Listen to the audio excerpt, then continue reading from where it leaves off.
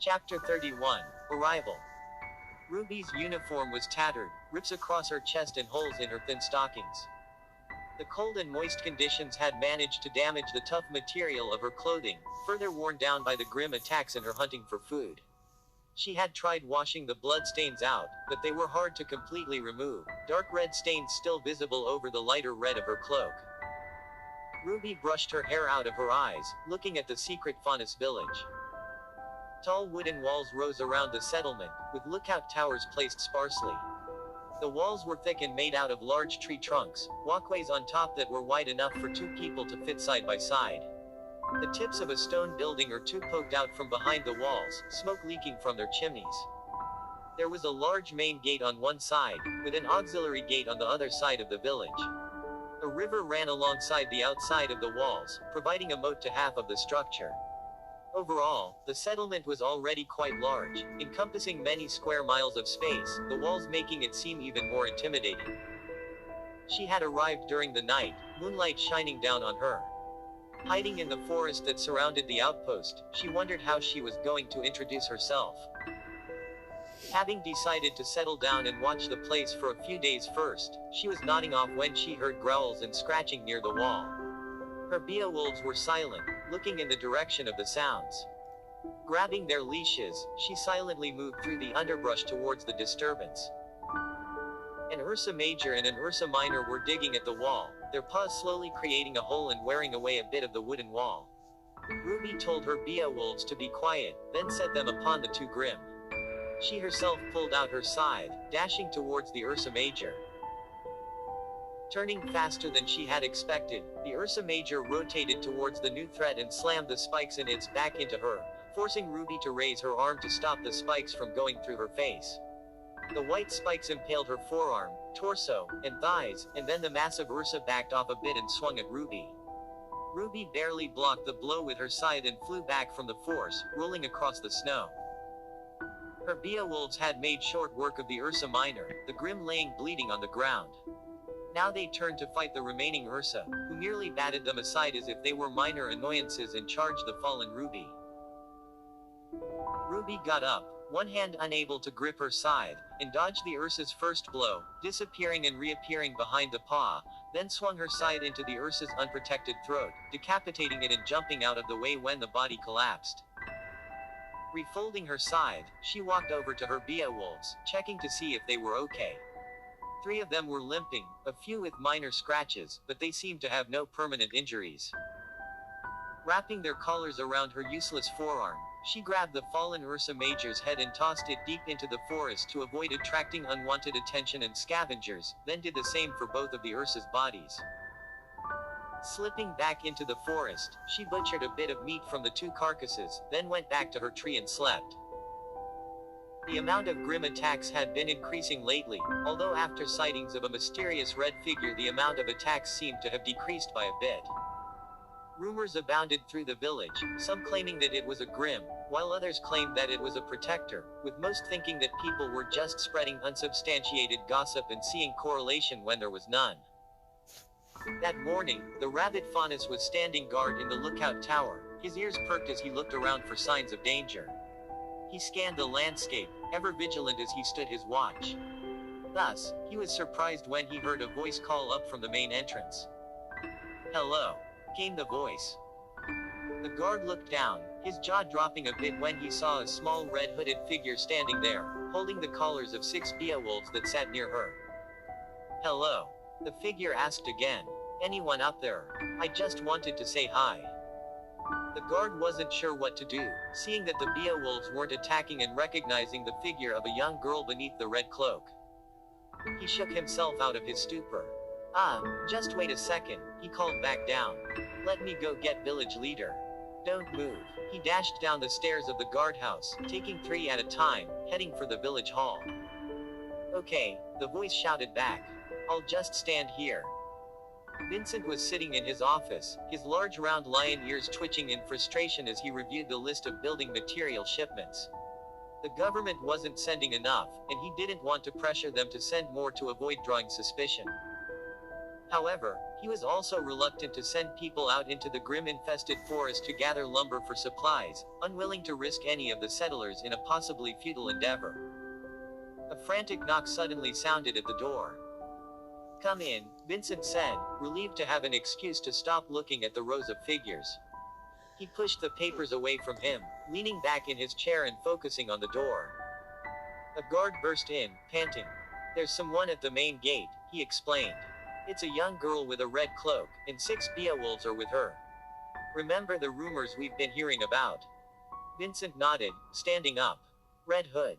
He thought to himself. Interesting. "Go get the council and have them meet me outside," he ordered, flipping a gray mantle over his ears. "We'll go see what this is all about." The guard nodded and left first, Vincent following after him. He walked down the bare stone hallway, exiting through the main door and waiting outside the village hall. The council members filed out of the door half a minute later, acknowledging him. "Leader," the group greeted him. They began walking together, the 5 council members surrounding Vincent as they discussed the issue. "Do you think it's an early checkup from Vale?" Lissa asked, worried. "Or not prepared enough, we don't." "Calm down, Lissa," Vincent said, gently but firmly quieting her. The guard said it was a young girl. However, he could never be too sure. Vincent turned toward the guard. "Spread the news," he ordered. "Tell everyone to conceal themselves." The guard nodded, flipping up his own gray hood and covering his ears, then ran off toward the village housing. "I want her out," Connor grumbled, his bison ears twitching in agitation. "We need to hunt her down, crush her, protect the village. We cannot allow ourselves to be discovered." Winston looked amused and kept silent, not speaking. "If she's traveled to our village by foot, then she must be strong," Remus said, thinking. "Not to mention the fact that she supposedly has Beowulfs with her." Magnus spoke up. "I agree with Connor," he announced, turning and staring at Vincent with his merciless black eyes. "She is a risk." The continued bickering amongst themselves, Vincent watching and weighing their opinions. "We'll make our decision after seeing her," Vincent said as they neared the main gate. The gates drew open slowly, revealing a hooded figure standing right in front of it. The guards cursed and jerked back, pulling out their weapons, making Vincent want to chuckle. A small girl was standing there, a bright red hood obscuring her facial features, a red and black shotgun strapped to her belt. She was wearing tattered clothing, holes in her leggings and bodice, her chest partially exposed. Despite the amount of skin, however, the small figure seemed strangely innocent, standing there alone in the snow. She pulled down her hood, red-black hair escaping from the cloth. Her pale cheeks flushed pink in the cold wind, her large silver eyes gleaming in the morning light. She looked like a lost little girl trying to find her way home. Her embarrassed expression greatly contrasted with the Beowulf pack that she held at her side. Lissa gasped upon seeing her face. The girl began, nervous. "I wanted to." She was interrupted when one of the larger Beowulfs snarled and leapt forward, having caught scent of the faunus that was now standing before it. "Bad doggy," the girl scolded, jerking the leash back and smacking it on the nose. Vincent's eyes widened a fraction as the Beowulf whined and slunk back to the girl, prostrating itself in front of her. "Sorry," she apologized, smacking the Beowulf once more on the nose and taking a breath. "Hi," she began again. "I'm Red. I want to help you guys." Lissa was tugging at Vincent's mantle, clearly wanting to say something but unable to do so in front of the girl. Connor was snorting angrily, steam rising from his nostrils. Winston was watching silently, a neutral expression on his face. Remus was pacing about, looking closely at the girl. Magnus was radiating calm ruthlessness, his body relaxed yet prepared for what was to come. Ruby blushed a little deeper, their intense stares making her feel a little uncomfortable. Vincent broke the silence. "Hello," Vincent responded. "I'm Vincent. This is Lissa, Connor, Remus, Winston, and Magnus," he said, pointing to each one of them in turn. "We've just come to get a glimpse of you. Do you mind if we reconvene and discuss our next course of action?" "Sure," the girl said, a bit confused. "I'll just wait here, I guess." The group of faunus backed up a bit, out of earshot of the red figure. Lissa, unable to contain herself any longer, began talking. "I know her," she said frantically. My sources told me that a few months ago, a wanted murderer escaped the RWBY camp and... RWBY camp? Vincent interrupted. It's the place where they send the worst criminals, Lissa explained. The escapee was wanted for 1 count of attempted murder and 1 count of actual murder, along with the torture and assault of her 2 victims. Everyone thought that the prisoner had died trying to escape, but like I said, my sources told me that she might have actually survived. Lissa paused, taking a breath. Based on the descriptions of her appearance and the weapon at her belt, I believe that this girl, Red, is actually Ruby Rose, the wanted murderer. See? Connor crowed triumphantly. I was right. She must be eliminated, for our own safety and for the safety of those living in the village. I agree, Magnus spoke. No negotiation. We kill her now. They were silent for a moment, looking at the lonely figure in front of them, the wind whirling up bits of snow around her and blowing around strands of her hair. She looked fragile as she clutched her cloak tightly to herself, having just realized how revealing her clothing was in trying to cover herself up. Looks can be deceiving, Winston said quietly. And those Beowulfs, Lissa murmured, reminding them. They had nearly forgotten about the creatures of Grimm, the 6 sitting silently next to Ruby, their darkness staining the snow around her. We do not have to tell her about our realization of her identity, Remus suddenly said.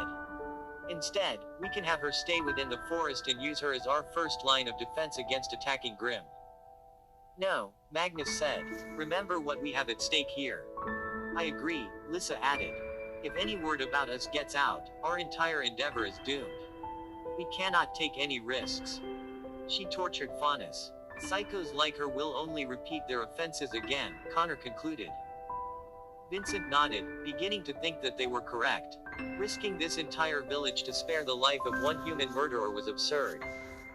Then we will end this quickly, Vincent decided.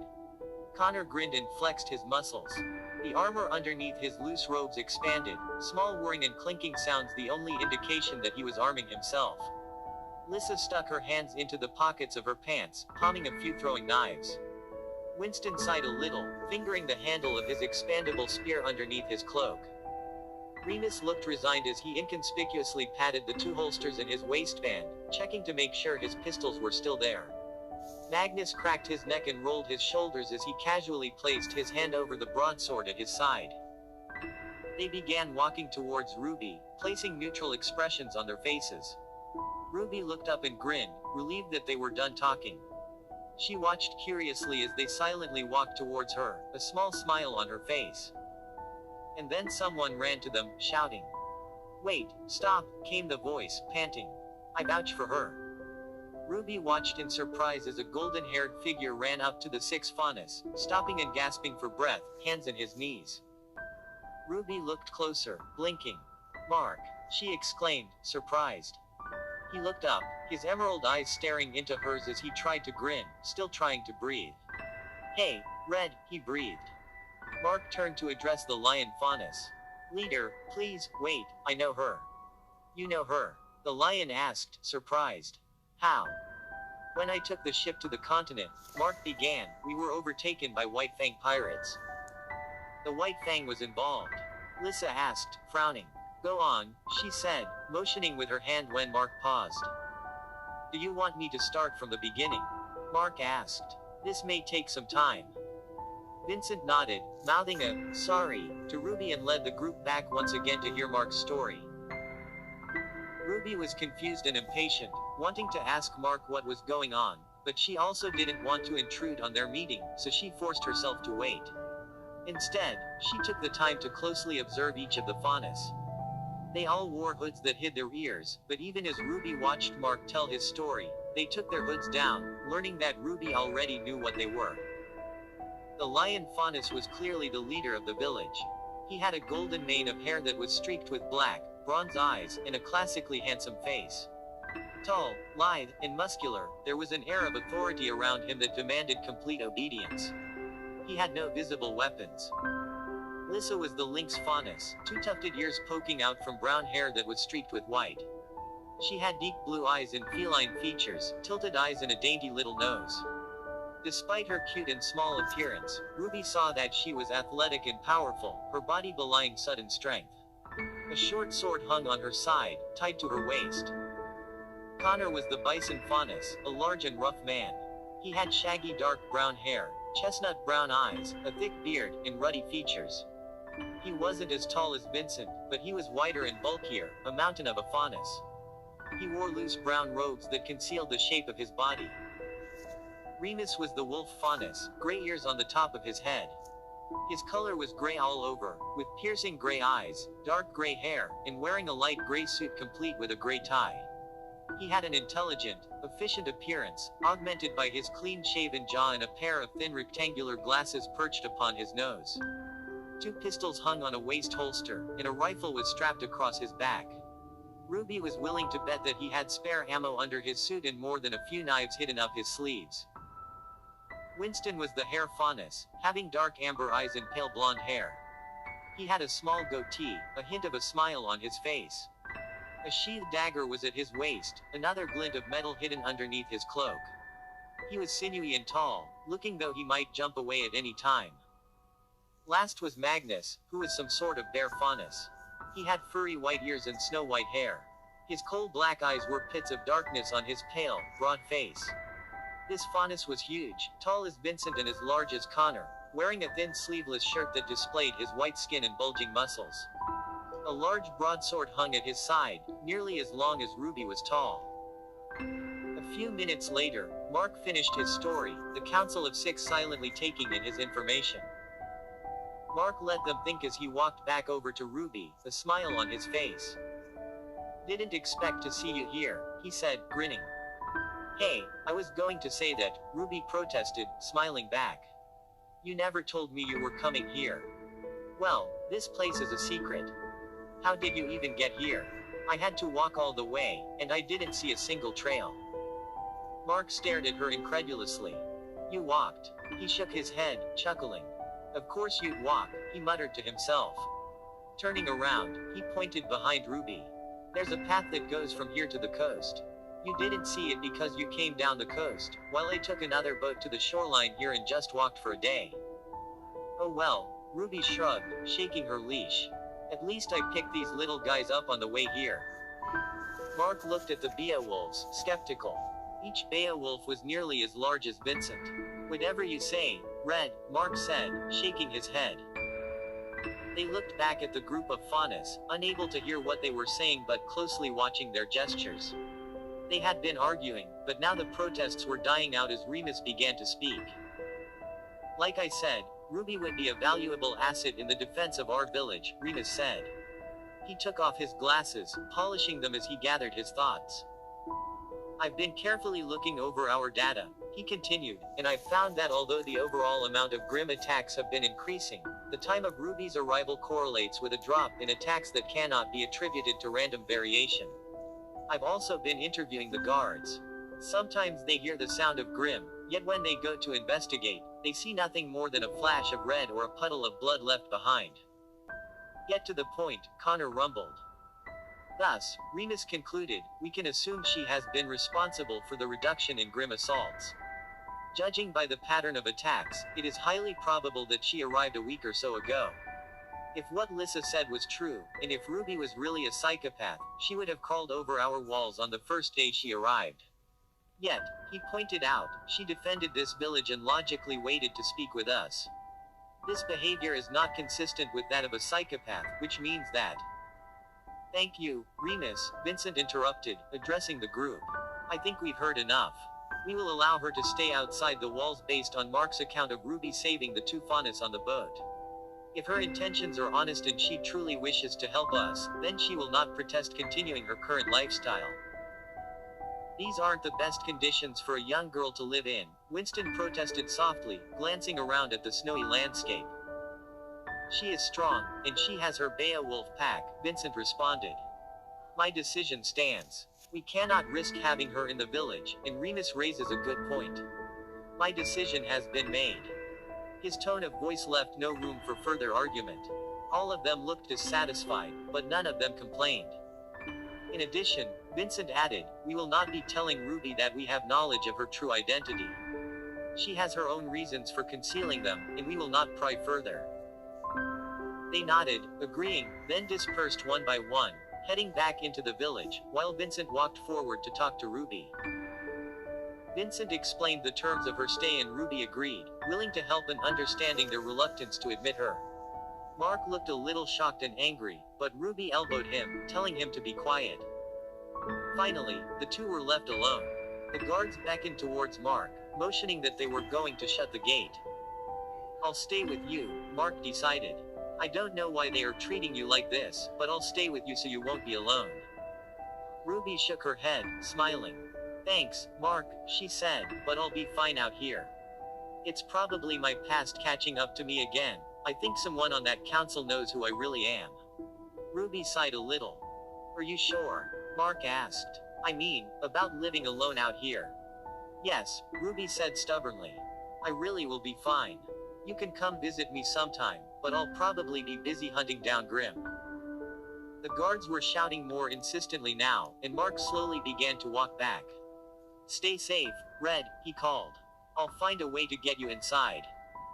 Ruby nodded and turned away, disappearing into the forest, glad that she had someone who cared for her. Chapter 32, Stronger. Her memories had returned over the past few months, sometimes coming back to her in dreams. One night, she woke up crying, tears flowing from her eyes. Weiss was embracing her, whispering in her ear, telling her that she was safe. After Alice had calmed down, Weiss gave her a kiss, asking her what she had been dreaming about. Alice gulped, sniffling. "The night Ruby was taken away," she whispered. She felt Weiss's body stiffen against hers, the mention of that event reawakening unwanted memories. Alice leaned her head into the hollow at the base of Weiss's throat, planting a soft kiss. "Sorry, I didn't mean to make you remember those times." Weiss hugged her. "You have nothing to apologize for. I should be the one apologizing."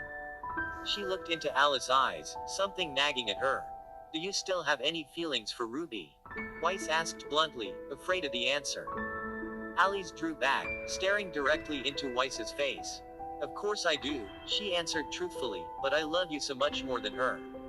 You're my guardian angel, you were the one who was there for me when I woke up, and you are one who will be with me for the rest of my life."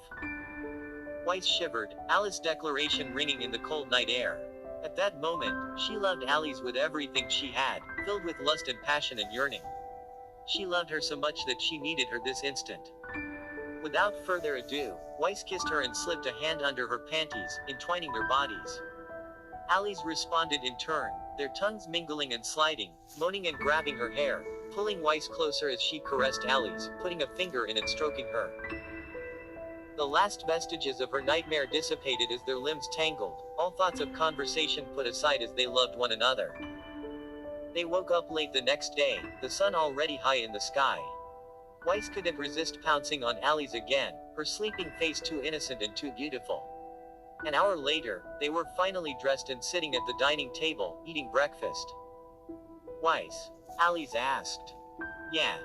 How do auras work? Nobody really knows about them in town, and you're one of the only people I know who uses aura." Weiss thought for a moment, putting her spoon aside. "You're an unusual case, Alice. Auras are usually activated through training, usually the combat variety. But your aura manifested itself when you wanted to help people, right?" Alice nodded. "Then your aura seems to be tied to your willpower," Weiss speculated. "For you, I would guess that your aura is activated through desire, and is strengthened by your emotions."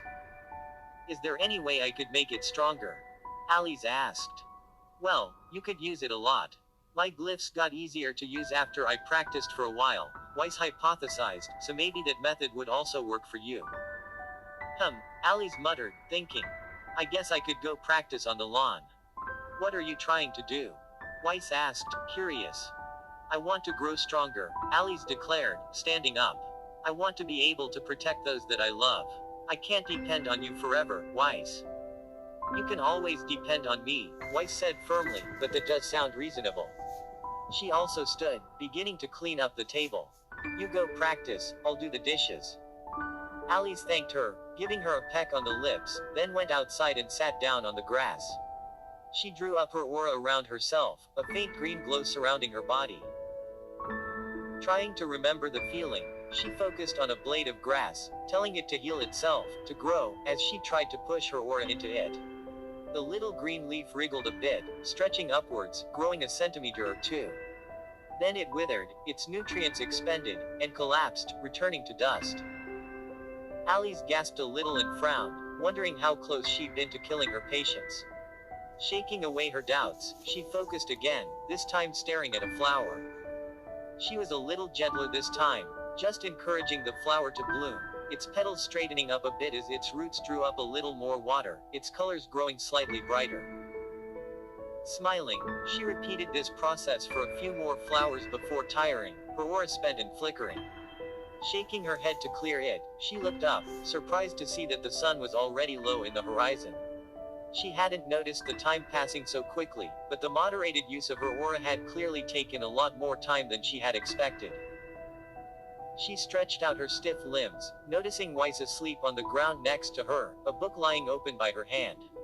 Creeping towards Weiss, she awoke her with a kiss, pressing her chest against hers and straddling her hips. They lay like that for a while, lips locked, breathing heavily. "So, how did it go?" Weiss asked, cradling Alice. "I wanted to get your attention, but you were so focused and I didn't want to interrupt you." "Look at the plants," Alice said with a grin. "It took a while, but I got them to grow quite nicely," she said, pointing at one of the rose bushes that was vibrant with color, the large white roses blooming. Weiss stared. "Wow," she breathed, impressed. "If you keep working at it, I wonder what you'll be able to do as you improve." "Hopefully I'll be able to help my patients even more," Alice said, happy with Weiss's assessment. "If I keep improving, I could be really useful during surgeries and recoveries. Not to mention the fact that if I can eventually completely heal injuries, some patients might not even need surgery." Alice's stomach suddenly growled, hungry from skipping lunch. "Let's go get some food, Weiss. Where do you want to eat? We can go get some food downtown." Weiss agreed, and they walked back into the house, grabbing their wallets and keys, and set off towards town, walking hand in hand. The sun was nearly below the horizon when they arrived at the diner, the red glow reflecting on the large glass windows. The diner was a nothing fancy, but clean and respectable, serving a wide variety of foods. They sat near the back, in one of the small booths. Weiss ordered fish and chips and Alice ordered some grilled mushrooms, requesting tea for both of them. "So how long does aura take to recover?" Alice asked as they were waiting. "I'm pretty tired right now." "It depends," Weiss said. "It's different for everyone. But it's just like your stamina. You'll be able to feel when your aura is low, and over time you'll recover your strength and it'll come back." "That's not a very good answer," Alice said, chuckling. "Like I said, it's different for everyone," Weiss responded, smiling. The appetizer arrived, along with their 2 glasses of tea. They shared the shrimp, digging in. "Once my aura is strong enough, will you train me?" "Well, I specialize in rapier fighting. I don't know what weapons you want to use, but if you really want to learn how to fight, you should focus on strengthening your aura first. That will probably be the best way for you to get stronger." Weiss picked up her glass and took a sip of her tea, the hot drink scalding her tongue. She pulled back, setting the drink down onto the table and frantically puffing air on her burned area. "Here, let me get that for you," Alice said, leaning forward and kissing Weiss, slipping her tongue into her mouth. "MMMF?" Weiss asked, surprised. Alice flared a bit of her aura and carefully concentrated on Weiss's tongue, trying to ignore the sensual tingling as they kissed. Hesitantly breaking contact, Alice smiled at the blushing Weiss. "Did you really need to do that?" Weiss asked, the tips of her ears turning pink. "Did it work?" Alice asked back. Weiss didn't know what she meant at first, but then she realized that the burn wound on her tongue was healed, her sense of taste in that area returned. "Wow," Weiss said, impressed. "Does it usually work that quickly?" Alice shook her head, happy. "Nope," she grinned, taking another bite of food. Encouraged by her success, she continued training, her stamina increasing. After a week, her entire garden was in bloom, bright and flowering despite the dropping temperatures. Her ability became useful when a stab victim came into the hospital, barely holding onto life, a knife in his ribs. Alice put a hand on him, stemming the bleeding as she wheeled the patient to the operating room. While the surgeon performed surgery, Alice used bursts of her power to stem a bit of bleeding here and there, mending a bit of skin to hold the stitches together. The doctors were impressed, having seen her use her ability before but not in this sort of situation. After the surgery, Alice was exhausted, head spinning, but tremendously pleased with herself and elated from the praise given to her by the other doctors. As a faunus, she wasn't exactly accepted at the hospital, and many people outright shunned her, but after this a lot of the previously cold doctors warmed up to her, recognizing her usefulness. The next day, Alice checked on her patient again, glad to see him conscious and already moving around. After making sure he was okay, she turned to leave the room, bumping into someone at the doorway. Alice felt her skin prickle as she looked up at the person shouldering past her and entering the room. He had a visitor badge around his neck, but he wore soft cap with the front pulled low, shadowing his face. He had a grimy jacket on, with dark cargo pants, and smelled like alcohol and garbage. Thus, she was ready when he pulled out a knife, immediately running at him and tackling him with her faunus speed. They collided with a grunt, both of them slamming into the IV stand and falling to the ground, tangled. The patient in the bed gasped and stared, frozen with fear as the two wrestled on the floor. "You stupid bitch," the man hissed as he stabbed Alice, the switchblade penetrating into her abdomen. Alice cried out in pain but didn't let go, flaring as much aura as she could and focusing on the assailant. He gave a little gasp and his fingers twitched, dropping his bloody knife on the ground and clutching his hands to his chest. And then the security guards ran in, separating the two and handcuffing the man on the ground. As they pulled him up and dragged him away, he seemed to recover a little, beginning to thrash about as he ranted. Blood was beginning to drip down her legs, staining her nurse uniform as the guards shouted for a doctor. As exhausted as she was, Alice pulled on the last dregs of her aura and tried to slow her bleeding, attempting to manually seal her blood vessels. Things were a blur as doctors and nurses rushed in, lifting her onto a stretcher and this time wheeling her to the emergency room. The pain was beginning to set in as the adrenaline faded. "Ow, ow, ow, ow, ow," Alice muttered, clutching her stomach area. One of the doctors gave her a shot of morphine and the pain lessened, Alice beginning to feel like she was floating. "Thanks," Alice giggled, then promptly fell unconscious. She woke up with Weiss asleep by her bed, head resting on the mattress and snoring a little. Alice looked at Weiss's sleeping face for a while, admiring her beauty, then patted her head. "Hey Weiss," Alice said. "Thanks for being here." Weiss blearily looked up, her tired eyes becoming alert as she focused on Alice. "You're awake," Weiss exclaimed, scrambling to get up. "I should get the nurse." "Calm down," Alice soothed. "I'm already stabilized, I just need to heal on my own now. Calling a nurse will just annoy them, trust me, I work here." Weiss sat back down, clutching Alice's hands. "Are you sure you're okay?" Alice nodded and focused, flaring a bit of her aura, and felt her wounds slowly begin to knit together.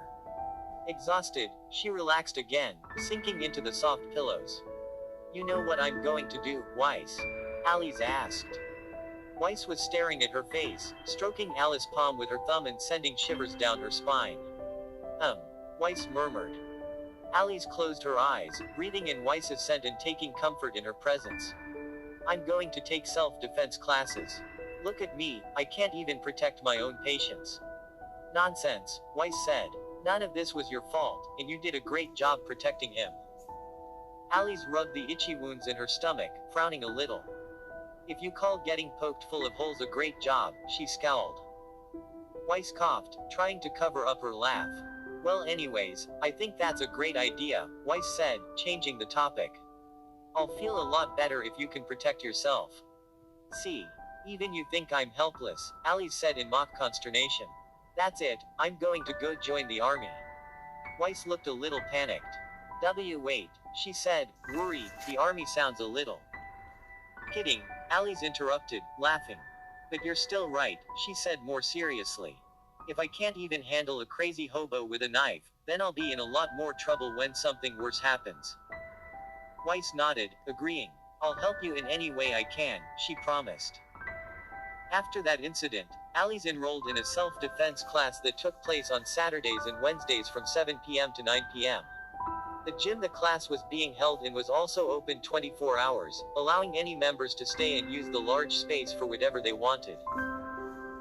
On the first day of class, Alice was surprised to find herself face to face with a gazelle faunus, horns poking out from under his tawny hair. His name was Aaron, and he began the class with a lecture about the dangers that one might find themselves in and how they would be able to deal with them after taking this class. He also had them all introduce themselves, Alice noticing that her other classmates were mostly female, with just one or two men. The first lesson was just a demonstration of a few moves, tossing about hapless volunteers. Alice flared a bit of aura and tensed herself when he attempted to grab and throw her, and was surprised to find herself on the floor, staring up at Aaron. He smiled and held out a hand, helping her up. After the lesson, he motioned for her to stay behind, wanting to speak to her. They sat down on the bleachers at the side of the gym, Aaron handing her a bottle of water and taking a sip from his own. "Hey," Aaron said, "I couldn't help but notice that you were a faunus." "What gave that away?" Alice asked, smiling. Aaron chuckled. "There aren't many faunus around here, and it's always nice to meet one of our own," he explained. "I also noticed that you used a bit of your aura during our lesson." Alice nodded, confirming his observation. "Awesome," he said. "Okay, so are you interested in learning how to fight?" he asked. "Of course," Alice said. "Why else would I be here?" "Then don't do these self-defense lessons," Aaron stated bluntly. "These are just for people who want to learn a little about defense. If you really want to learn how to fight, I can teach you after the lessons. There will be a lot of people here, so you can also learn a lot from watching them." "Why me?" Alice asked. "And how much will it cost me?" "Nothing," Aaron responded, "and because you have faunus strength and an activated aura." He grew animated, explaining, "I train here and participate in mixed martial arts tournaments, and it would be great if I could take a student, especially a faunus student with a usable aura that actually wants to learn how to fight. With your speed and strength, you'll have a great chance at actually winning tournaments and rising in the rankings." He paused for a second, thinking about his next words. "And to be honest, I want to test myself," he admitted. "I want to see if I have the skill necessary to raise a student, and if I'm successful, I want to start my own school." He leaned back against the benches, sighing. "I work as a cashier during the day," he said. "This self-defense class is just a way to supplement my income. I don't want to keep working at a boring day job for the rest of my life. I want to do something I enjoy, something that's my passion. The more tournaments we win, the higher in the standings we go, the more fame we earn." He trailed off, looking at the ceiling. "But that's all in the future," he said, coming back to reality. "Look at me, daydreaming when you haven't even agreed to become my pupil yet." "So why are you telling me all this?" Alice asked, curious. "I don't know," Aaron said. "Maybe I feel that I can relate to you better because you're a faunus. Because you understand the discrimination we face and how hard we work to prove ourselves to the world." "Then count me in," Alice said, grinning. "Yes." Aaron fist pumped, jumping up in delight. Alice suddenly had a thought. "Wait, when are we going to train? I work at the hospital from morning to around 5. Aaron hummed, thinking. "See if you can get your shift moved up," he said. "The more time we spend training, the better. But even if you can't, we can still have our lessons at night." "All right," Alice said. "I'll see what I can do." She looked around, seeing people entering the gym and setting up mats, some of them bringing in weights and hanging up punching bags. Aaron saw her looking and pointed them out, telling her what each of them were doing. Some people started sparring while others practiced their moves by themselves, wearing weighted vests or weights strapped onto their wrists and ankles. They looked intimidating, and Alice was beginning to have doubts. "Do you really think I could be like that?" she asked, pointing out a pair who were sparring, their fists and legs blurring as they danced across the floor. "You'll be even better," Aaron said. "You'll have the benefit of faunus strength along with the power of your aura." Alice stood up. "Well then, we'd better get started." "That's the spirit," Aaron said happily, clasping her shoulder and leading her down the bleachers.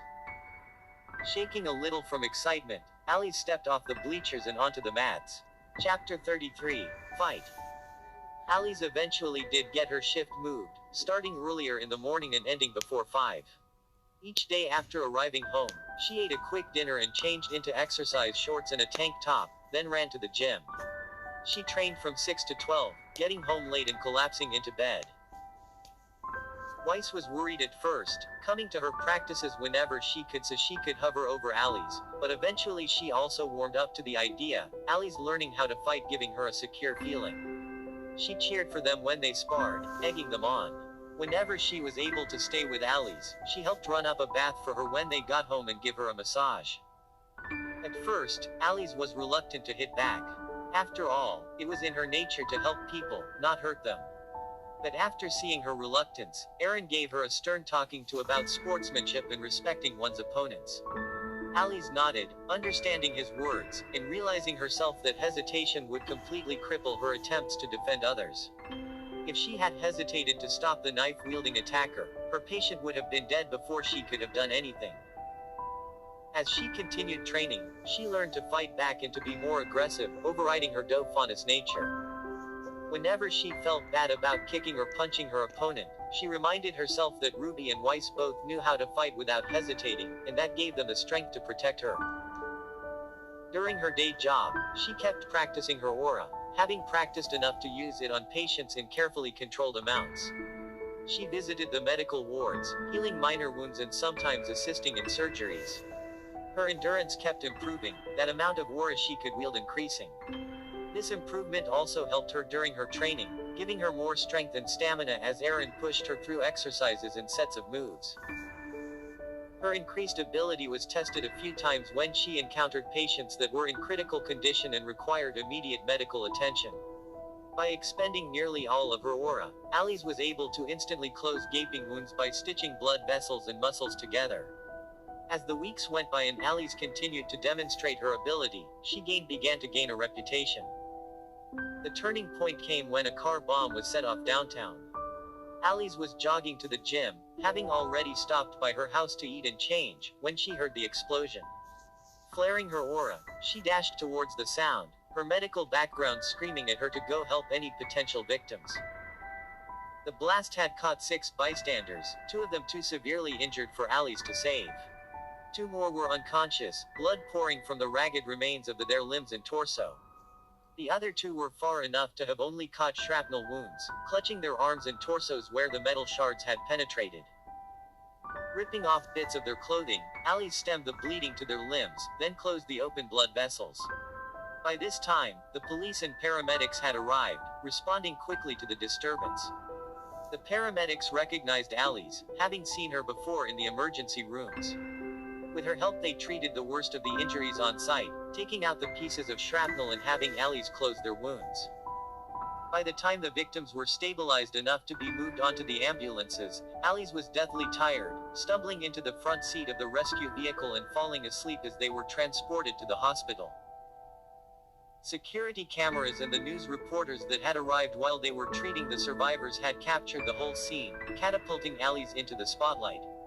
The mysterious aura user that could heal severe injuries was a juicy news topic, the media combining the bombing event with A's. Ali's found herself the subject of attention as she was bombarded with requests for interviews and requests to heal ailing relatives, her mailbox being filled with envelopes. Ali's knew she couldn't possibly help everyone, so she accepted one interview to clear up some misconceptions and politely asked people to stop bothering her. The hospital director gave her a raise immediately after this event, afraid that Ali's would leave their hospital and accept a better offer from somewhere else. Ali's knew she would have stayed here anyways for Weiss, but she graciously took the extra income. Refusing to let the fame get to her head, she kept up her training. One day, a month after she had begun to take lessons with Aaron, Weiss remarked on how ironic it was to be learning how to fight while also being called a miracle worker. "This is a sport," Ali said, frowning, slamming a flurry of knee strikes and elbow jabs into the punching bag. I know, I just wanted to point it out," Weiss chuckled. And then Aaron arrived, with news about an amateur tournament in Vail 2 weeks from today. "It's being held deep in the residential district," he explained. "The tournament is a 2-day event, starting Saturday afternoon and ending Sunday evening. If you want to go, we'll take a train there and rent a hotel room." Ali's was about to happily agree, glad to have the opportunity to prove herself, when Weiss tugged on her elbow, a worried expression on her face. Sorry, give us a second, Alice said, following Weiss to a corner. Alice, there are two things I don't like about this, Weiss said, distressed. One is that I can't bear to see you hurt, and two is that I don't think this trip is a good idea. Weiss, you've watched us spar every day, Alice pointed out. Why is this a problem now? Because you've just been training, Weiss said. Aaron is a decent person and he's teaching you how to fight. But against other people, they'll want to hurt you, to beat you down, and I don't know if I'll be able to watch that happen. Then don't come, Alice said gently, you don't need to watch. But if I don't look out for you, then I'll always be wondering if you've been injured or maimed, and if I could have done something had I been there, Weiss worried. Not to mention that this district isn't very safe, not after the White Fang attacks. They don't even know for sure if it was the White Fang, Alice protested. The car bomb could have been the work of any other terrorist group. Oh yeah? Weiss asked, raising an eyebrow. Name one. Well, Alice fumbled, there's the, Exactly.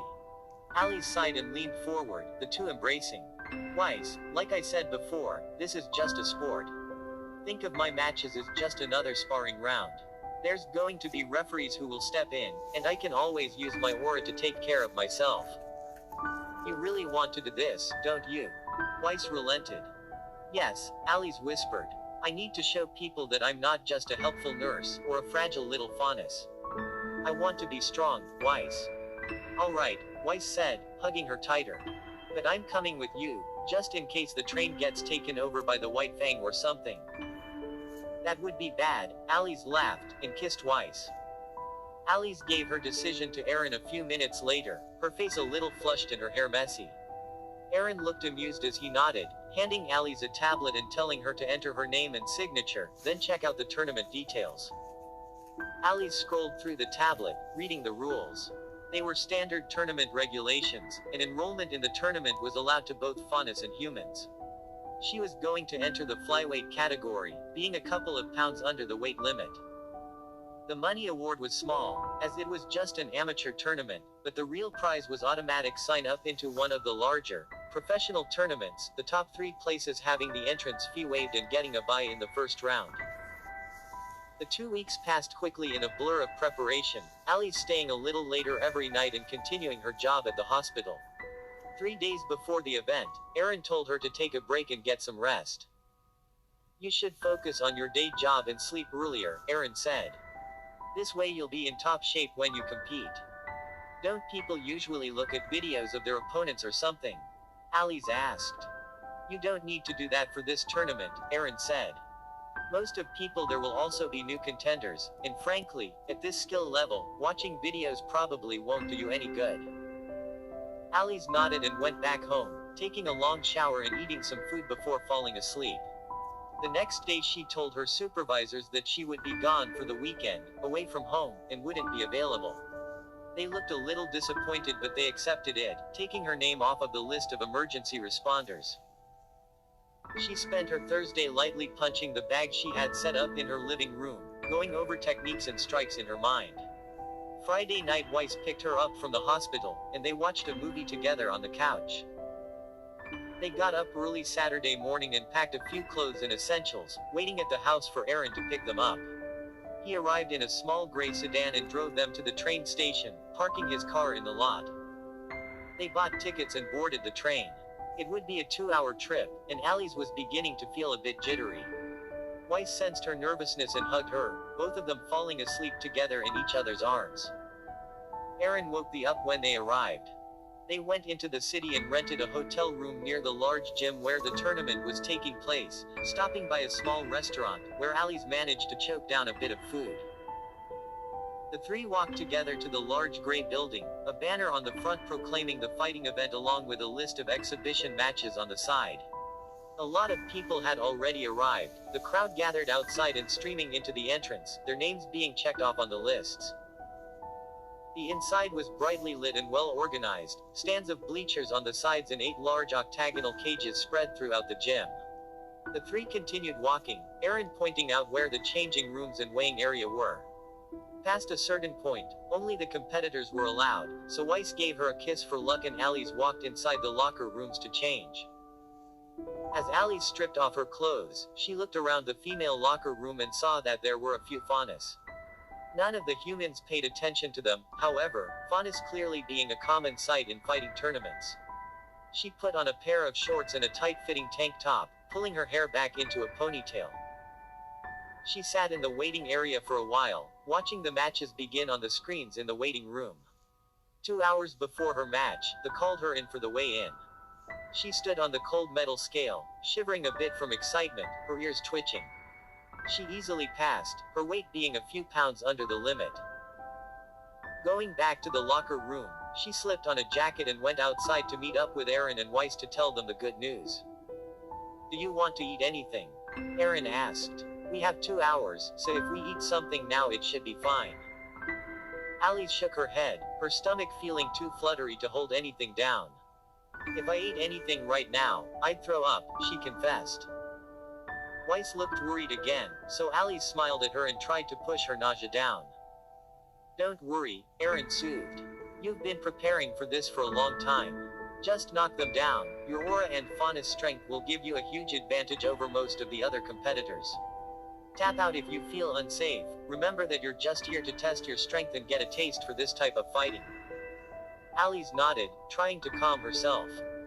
"But in all honesty," Aaron added, "I think you have a good chance. Your natural ability puts you heads and shoulders above your competitors. Just remember what I've taught you." Weiss didn't really know what to say, and she didn't want to make Alice even more nervous, so she just gave her a hug. This might sound a little paradoxical, but stay safe, Alice. The ring was bright, the white floor reflecting the overhead lights as Alice stepped into the cage. Her opponent, a slender human about the same age as her, shifted his weight from foot to foot as he watched her from the other side of the ring. The metal door slammed shut, and the referee gave the signal to begin. And then he was on her, prancing forward and throwing a punch at her face. Alice was surprised and instinctively ducked, going under his fist and slamming an elbow into his stomach, following through and cracking his ribs with her knuckles as she swung her forearm into his chest. He fell to his knees, gasping, as Alice backed off, unsure of what to do. He slowly stood up, signaling to the referee he was okay, and crouched, putting his guard up.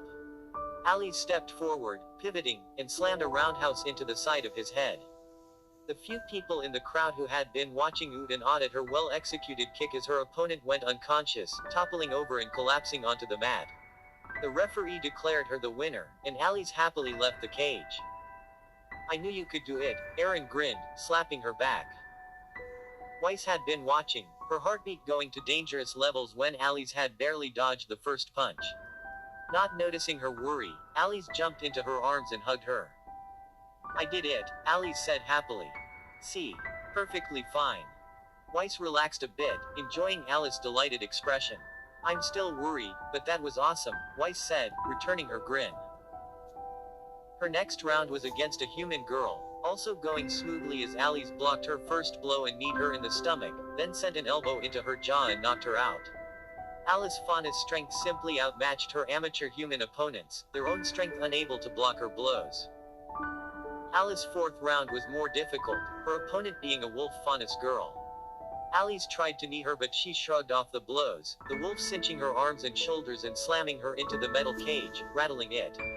Alice tried to free herself, squirming, but the wolf Faunus held on and hit her with knee strikes and elbows, her hold preventing Alice from getting away. Alice felt the blows, their Faunus strengths matching up. Her head spun a bit as the wind was knocked out of her muscles weakening as she tried to hold herself up. She beat at the wolf ineffectively, the elbows slamming into the wolf's ribs just producing a grunt, the wolf Fauna's barrage of blows never stopping. She heard Weiss shout from the crowd as she started slipping under, and she grew desperate, flaring her aura. "I should have done this earlier," Alice thought to herself, resolving never to make the same mistake again.